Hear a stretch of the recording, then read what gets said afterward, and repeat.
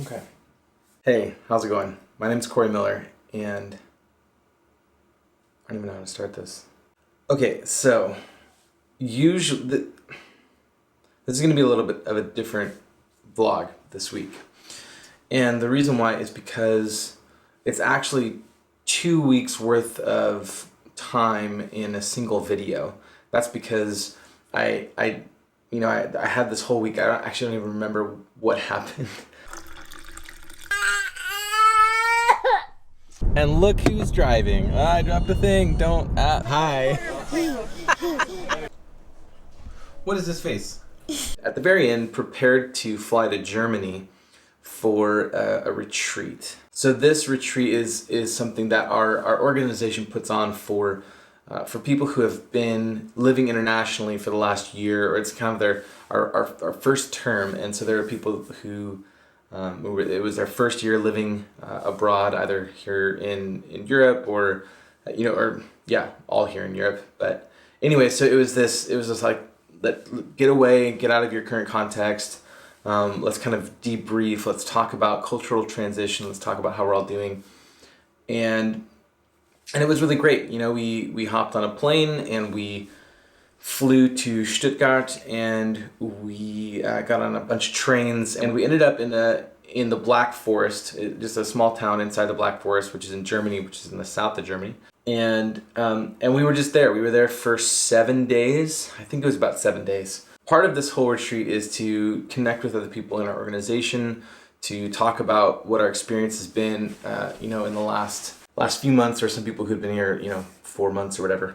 And might need to back up a little bit. Christiana and I are part of the member care section of this organization. So we specifically look after and care for and counsel and specialize in with the teens. So we're here to help teens, their families, communication, deal with issues, all sorts of stuff, just everything related to that. And I know I keep saying our organization, but I've been very vague with these videos about all of it because of security and privacy and things.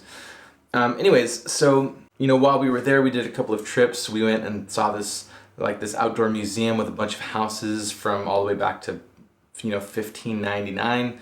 These farms that were built and lived in Germany, and it was super cool. That was really neat. We saw the world's largest cuckoo clock.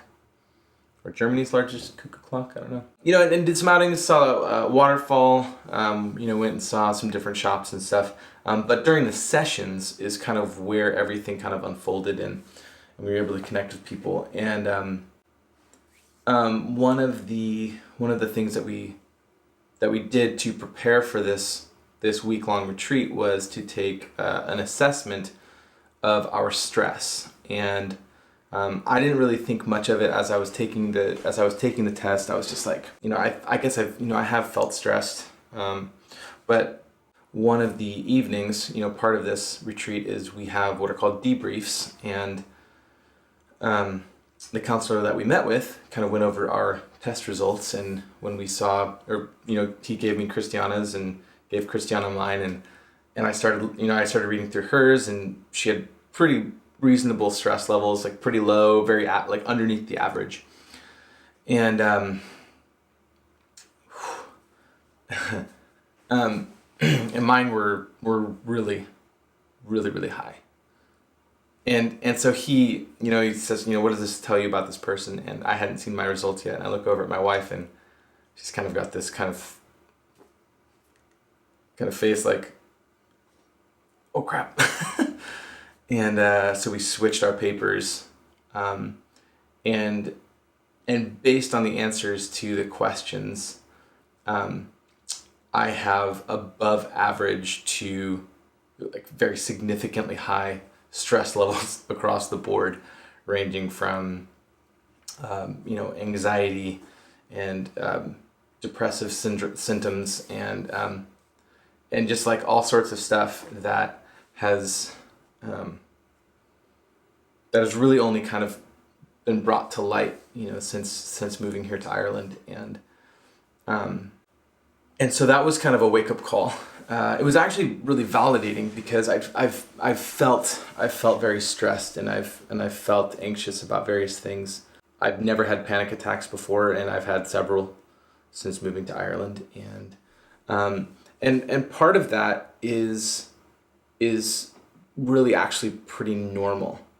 This is my first massive transition. I moved from Washington State to California when I was 15, and that was a big deal for me being 15, so kind of sorting out my world. But I was able to adapt really easily, mainly because I wasn't adapting to a new culture, like new huge culture. It was obviously a microculture, Washington to California, but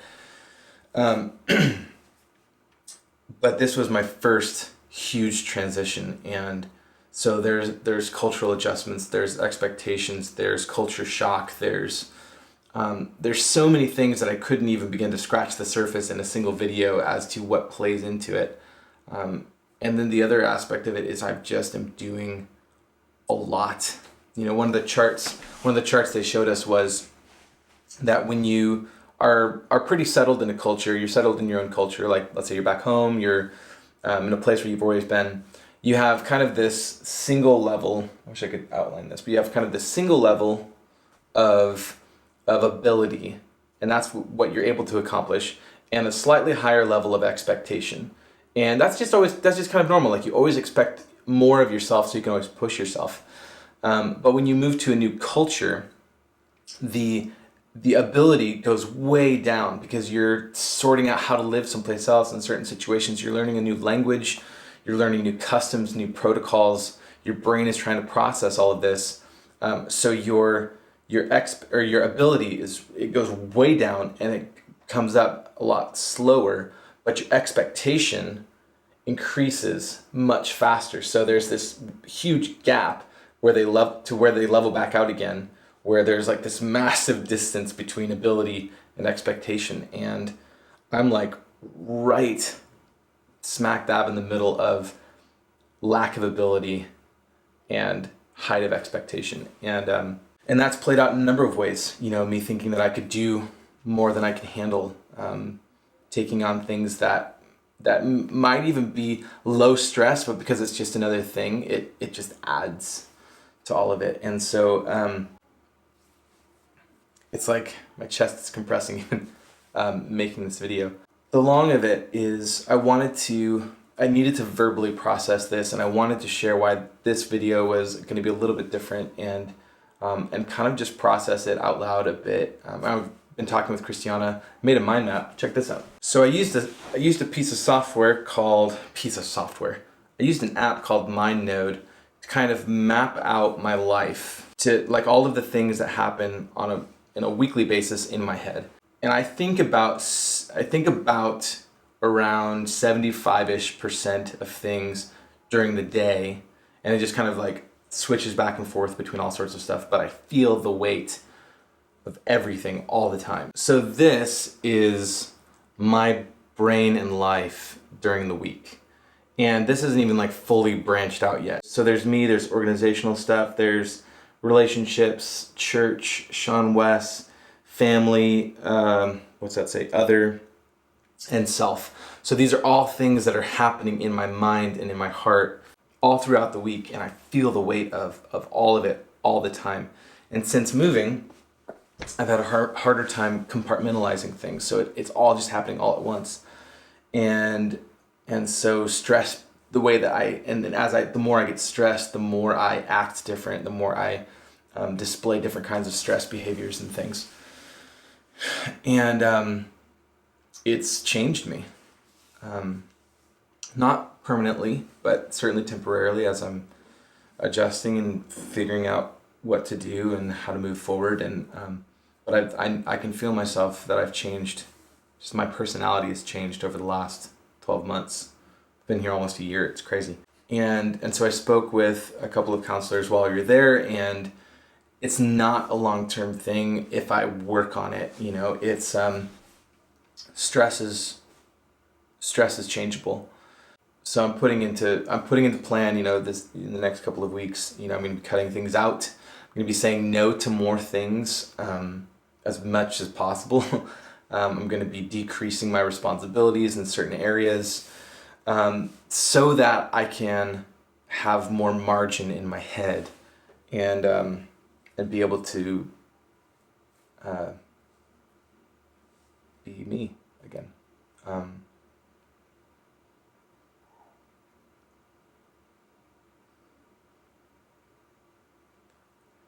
Anyways, yeah, because like I've felt that I'm not able to be the kind of dad that I need to be for my girls, and I haven't been the husband that I need to be to my wife, or the friend that I want to be to my friends, and the employee that I want to be, and the mentor that I want to be. And